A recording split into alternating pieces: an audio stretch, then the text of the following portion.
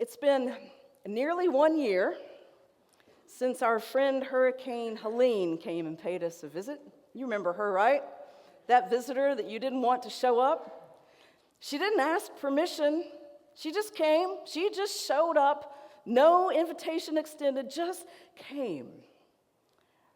And isn't that true of most of the trials that we face in life?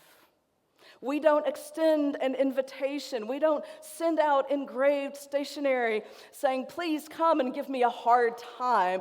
Our trials just tend to show up uninvited. And our friend James, the author of the letter that we began reading just now, the half-brother of Jesus, James was not unfamiliar with trials, and nor were the people to whom he was sending this letter, the Jewish Christians who had been dispersed throughout the Roman Empire. These early Christians, the year is maybe 45 or 50 AD, some 15 or 20, 25 years after Jesus' ascension, and they're throughout the Roman Empire, and they are being persecuted for their faith. They're being displaced out of their homes. They're being tortured and killed. It's not a good time for the Jewish Christians in the year 50 AD. And so James, big brother James, is writing to his brothers and sisters in Christ, and he's encouraging them to have a faith that, first of all, a faith that endures.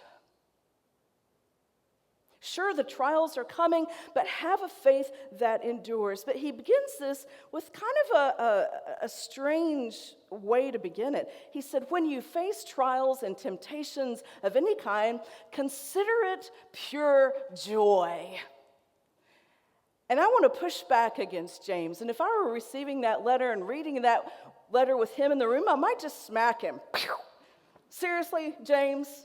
Do you understand what I'm going through, and you want me to consider this thing, this hard thing, you want me to consider it pure joy? Isn't that a little Pollyanna-ish, James? But then I had to wrestle a little bit with the scriptures, and I began to see it James's way. You see, when trials and temptations come, our human tendency is to not have faith, but to doubt. Where is God in this trial? Why isn't God doing something about this hardship, about the suffering, about the children in Gaza? Where is God in the human suffering that we all experience at some point or another? Where is God? Consider it pure joy, James. And James, I think, would say, yes, let me explain. There's a story of a village in Austria, and the year was, it was in the 1700s. And this village was nestled in a beautiful valley. And one Sunday morning, it was Easter Sunday morning, the villagers awakened to see up on the mountainside 18,000 of Napoleon's troops.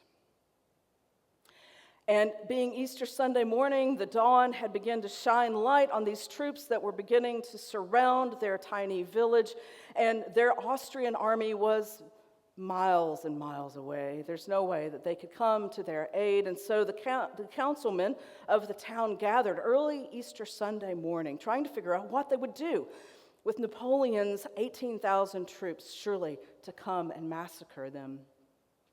So the councilmen met, and they had different ideas, and they were all anxious about what they were going to do. And a couple of them said, well, let's send a delegation with gifts and the key to the city up to the mountainside to give them to the troops and say, you can have our city, just please show mercy. And after all the other ideas had been considered, one elderly gentleman, a well-respected man in the village, a dean of the church, he stood up and he said, gentlemen, today is Easter Sunday morning. Today is the day we celebrate the resurrection of Jesus. Today is the day that we believe in miracles. We cannot, by our own power, stop any kind of massacre. But let us put our faith in the God who can.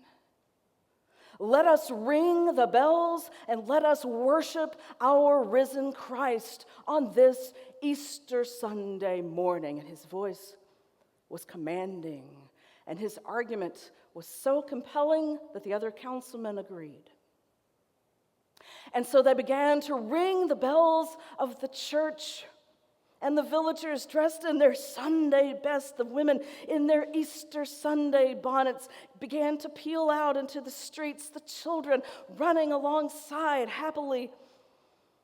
And up above, Napoleon's general, hearing the bells and seeing the villagers pour out into the streets, assumed that the Austrian army had shown up in the middle of the night to free the village down below and to surround the 18,000 troops standing ready to pounce. And so the general said, "Retreat!" And they gathered up their weapons and their tents, and they turned around and left.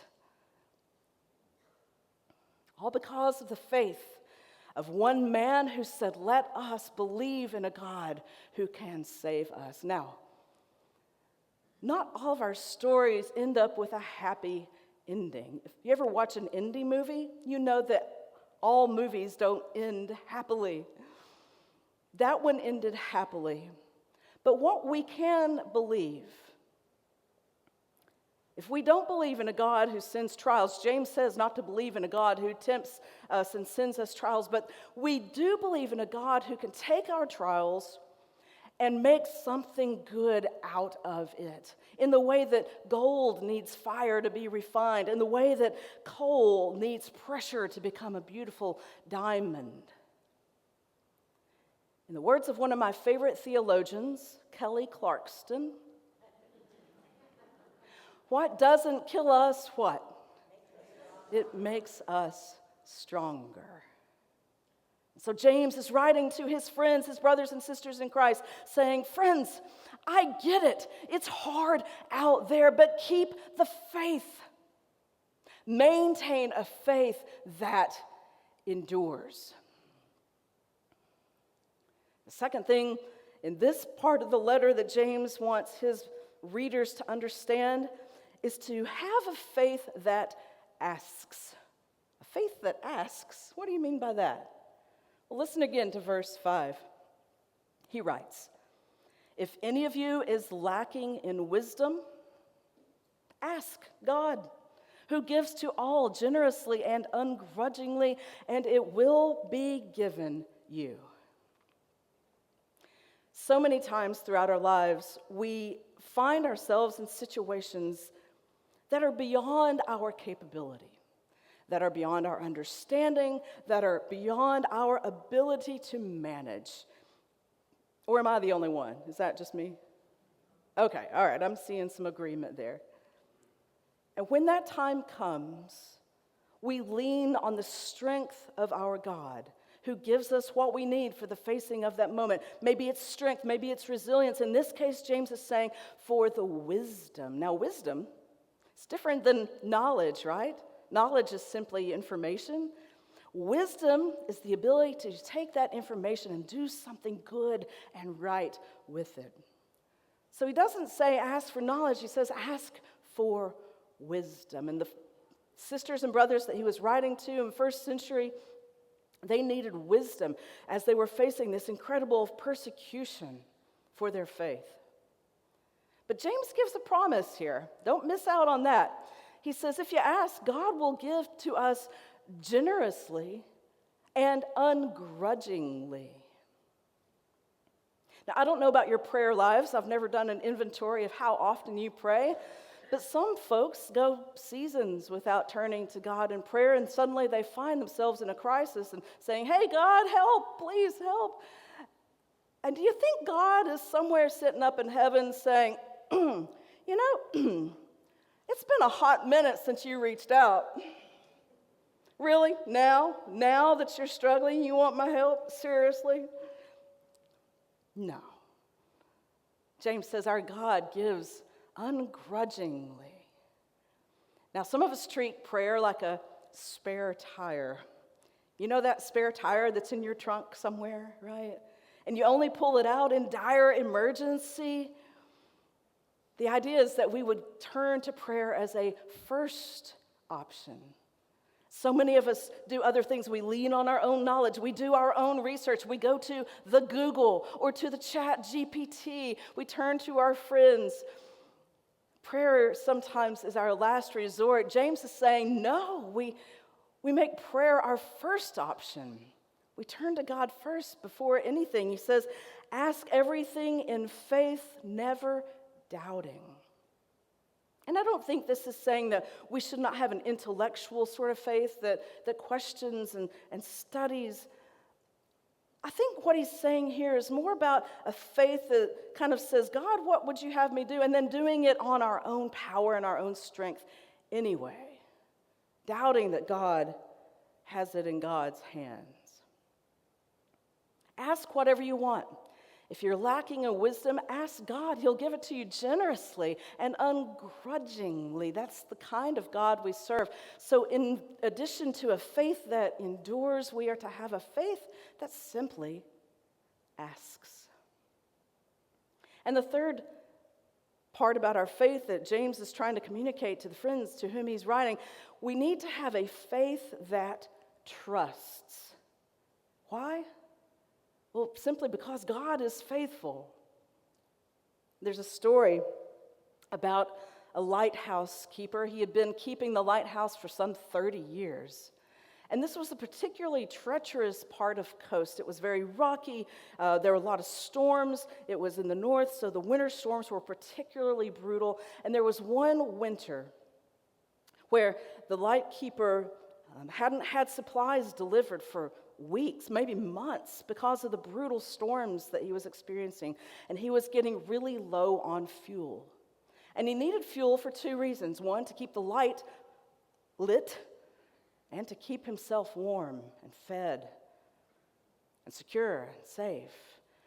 And as his reserves of fuel were running low, he began to wonder, should I save myself? Or should I keep the light going? And he remembered how faithful the light had been throughout all of those decades, keeping the ships and the passengers safe as they counted on the constancy of that light shining in the darkness on that treacherous coastline. And so he thought, you know what, I'm just going to have faith that we'll have enough fuel. And so on the very last day, he used every bit of fuel to keep that light burning. And then the weather broke, and the supply ships showed up and gave him the fuel that he needed, all because he was faithful, never doubting, and providing the constancy of that light, protecting untold numbers of ships that were coming into the harbor that night. James calls God in this passage, and I love this, the Father of lights, right? The God of the moon and the stars and the sun, the God who created the entire cosmos, the Alpha and the Omega, the beginning and the end. This is the God that we serve. In a world where everything changes, in a world where our bodies change. I'm beginning to notice that as I get a little older. Anybody else notice that? The stock market changes. Our institutions begin to fail us. Relationships go through ups and downs. In a world where everything changes, there is one constant, our God, the Father of lights. And so as we think about a faith that trusts, we remember God's faithfulness, God's constancy throughout our lives. And maybe you think you got to this moment only by your own bootstraps, but really? Or was there some unseen power leading and guiding and animating you, giving you the energy that we call life and breath? God has been with you, and God will be with you, and that's enough. The same God that was faithful to those first century Christians who were facing all of that persecution will be faithful to us in this very difficult generation. So we have a faith that endures. We need to have a faith that asks. We need to have a faith that trusts. And if we can have all that, then we're well on our way to having a faith that, look at the front of your bulletin and remind yourself of the name of my sermon series. If we do all that, we can have a faith that shows up. Now, over the past year, I've gotten to know you even better.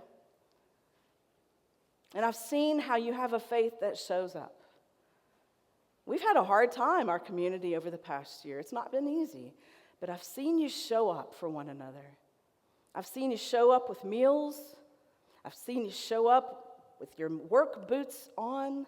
I've seen you show up with phone calls and friendly gestures. I've seen you show up for one another. I've seen you show up for your community. You have a faith that shows up in crisis. And I think that the challenge for us is to remember that our faith must show up not only in crisis, but on an ordinary Tuesday. And you're living this already. It's just an encouragement to keep on doing what you're already doing, that your faith would show up on a Tuesday or a Thursday morning. And so my invitation to you this week is to ask yourself this question: where does God want my faith to show up this week? Who needs some hope? Who needs some light? Who needs a little bit of love? Who needs some warmth, some courage? Who needs my presence if I have nothing else to offer? Where does God want my faith to show up this week? And if we can live every day like that, every day showing up with our faith, doing the things that God calls us to do in our everyday lives, then pretty soon we'll be shaped into individuals whose faith just shows up. We don't have to think about it. It's just who we are, and that is who we are, Chapel by the Sea. We are a beacon of light, shining God's love. So let's just keep on doing it, will ya? Good.